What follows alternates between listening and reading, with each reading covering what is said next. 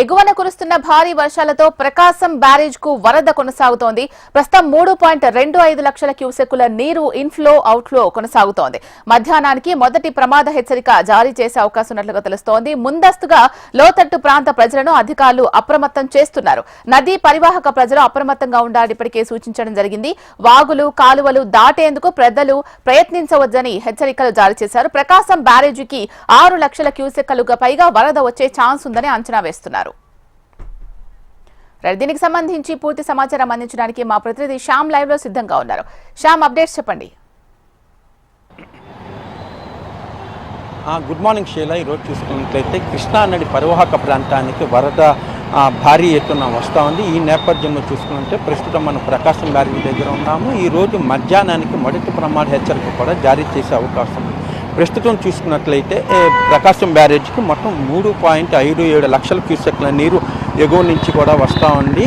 దీనిలో చూసుకుంటే ప్రధానంగా ఇటు శ్రీశైలము అటు నాగార్జున సాగర్ నుంచి కూడా దాదాపు 3 లక్షల చిల్లర కూడా నీటిని దిగువ విడుదల చేస్తున్నారు. ప్రస్తుతం ప్రకాశం బ్యారేజీ వద్ద 11.3 అడుగుల మేర నీటిని నిల్వ చేస్తూ మిగతాది ఎగువ నుంచి వస్తున్న ప్రతి నీటిని కూడా దిగువకు విడుదల చేస్తున్నారు. ఈ నేపథ్యంలో లంక ప్రాంతం ఏదైతే ఉన్నాయో అవనిగడ్డ అటువంటి ప్రాంతాలు లంక ప్రాంతాలు వాటందరినీ కూడా ఇప్పటికే అప్రమత్తం చేశారు. ఏదైతే కృష్ణా నది పరివాహక ప్రాంతం ఉందో వాళ్ళందరికీ కూడా ఇప్పటికే హెచ్చరికలు జారీ చేశారు. ఇది దాదాపు రేపటికి 7 లక్షల క్యూసెక్కులు కూడా వచ్చే అవకాశం ఉంది. ఈరోజు మధ్యాహ్నానికి మొదటి ప్రమాద హెచ్చరిక జారీ చేసే అవకాశం ఉంది. ఈరోజు రాత్రి కనుక 5 లక్షల చిల్లర దాటినట్లయితే ఆ రెండో ప్రమాద హెచ్చరిక కూడా జారీ చేసే అవకాశం లేకపోలేదు. గత నెల రోజులుగా చూసుకున్నట్లయితే ప్రకాశం బ్యారేజీకి ప్రతిరోజు కూడా దిగువకు నీటిని విడుదల చేస్తూనే ఉన్నారు. మునికన్నడు లేని విధంగా 2 తెలుగు రాష్ట్రాల్లో కూడా భారీ ఎత్తున వర్షాలు కురుస్తున్నాయి. ప్రస్తుతం రాష్ట్రంలో అల్పపీడన ప్రభావంతో కూడా విస్తారంగా వర్షాలు కురుస్తున్నాయి. అదే విధంగా ఎగువను కూడా వర్షాలు కురుస్తుండటంతో 2 తెలుగు రాష్ట్రాల్లోని ప్రధాన జలాశయాలతో పాటు వాగులు కూడా పూర్తి నీటి మట్టంతో నిండినాయి.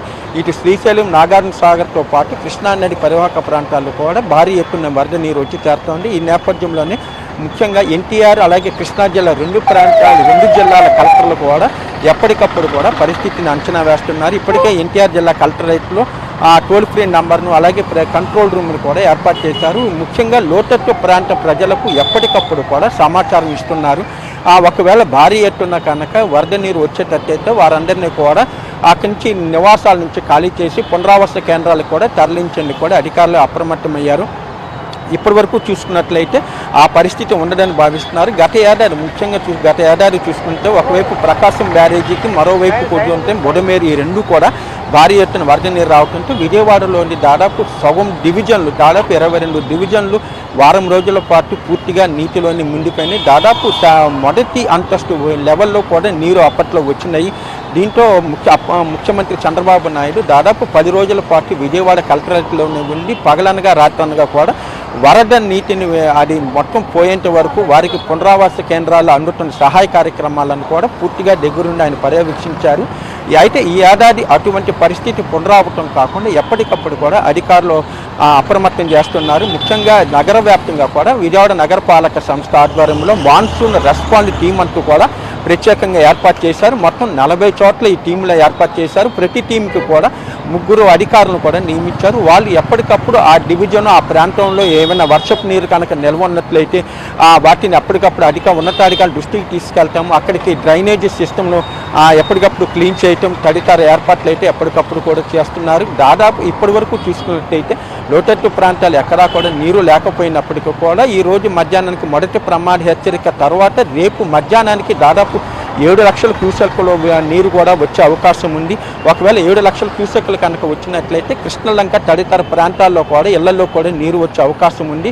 ఈ నేపథ్యంలోనే రేపు ఉదయం వరకు కూడా అధికార యంత్రాంగం కూడా అప్రమత్తంగా ఉండాలంటూ కూడా ఇప్పటికే ఆదేశాలు అయితే జారీ చేశారు. ఏదైనప్పటికీ కూడా ప్రకాశం బ్యారేజీకి మాత్రం దాదాపు నెల రోజుల నుంచి కూడా ఈ వరద నీరు అనేది వచ్చి చేరుతూ ఉంది.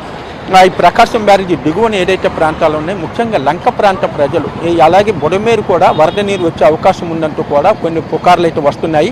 అయితే ఆ పుకార్లు ఏమీ నమ్మవద్దంటూ కూడా జిల్లా అధికార యంత్రం పదే సోషల్ మీడియా ద్వారా విజ్ఞప్తి చేస్తోంది. మరోవైపు కొన్ని సోషల్ మీడియాలో చూసుకున్నట్లయితే ప్రకాశం బ్యారేజీ గేట్లు ఇరిగిపోయినాయి, అలాగే రైల్వే వంతెన మీదుగా కూడా నీళ్ళు వెళ్తున్నాయంటూ కూడా కొన్ని సోషల్ మీడియాలో పుకార్లు కూడా షికారులు చేస్తున్నాయి. ఈ నేపథ్యంలో అధికార యంత్రాంగం కూడా అప్రమత్తమైంది. సోషల్ మీడియాలో కనుక ఇటువంటి పోస్టులు ఏర్పాటు చేసే వారిపైన చర్యలు కూడా తీసుకుంటామని కూడా అధికారులు హెచ్చరికలు జారీ చేస్తున్నారు. Thank you Shyam.